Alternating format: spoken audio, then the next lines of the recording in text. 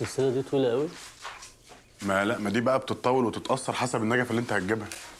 والجنش ده هيشيل النجفه؟ مش النجفة، ده يشيل عمارة بحالها يا دكتور. حتى بص.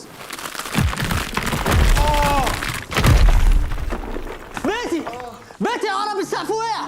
هي دي الامانه اللي امنتك عليها؟ الحمد لله انا كويس، ما تقلقش ما تقلقش. ايه الخيبة دي يا استاذ سعيد؟ ايه الخيبة دي؟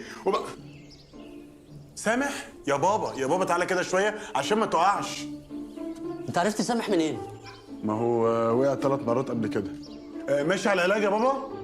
يا دكتور حمدي، يا دكتور حمدي كده كتير والله، كتير قوي. انا اسف يا باشمهندس هاني والله، بس زي ما انت شايف احنا بنشطب، فمعلش استحملنا يومين. انا خايف على الاولاد مش اكتر من كده. انا عذرك والله، وانا بص هفرش لك مرتبه تحت، وانت بس من فوق خليهم يحاسبوا.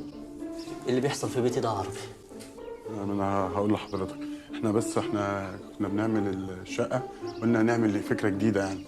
فقلت له ايه رايك يا استاذ سعيد نعملها شقه فتحه سقف. فبس هي مش جايبه. خلاص موت الفكره دي يا عم سعيد. عربي الناس دي تطلع بره بيتي حالا، وانت تعالى لي على تحت. حساب الشغل يا دكتور. شغل ايه اللي انت عايز حسابه؟ الابواب اللي قبلكاش ولا السقف اللي وقع علينا؟ انا صارف لحد دلوقتي على التشطيب كل اللي حيلتي، ومعيش جنيه اجيب العفش. ما انتوا اللي مسترخصين. مسترخصين؟ احنا مسترخصين يا عربي؟ مسترخصين يا استاذ سعيد يعني. ايوه مسترخصين. سالته في دهان محترم جاب لي الوان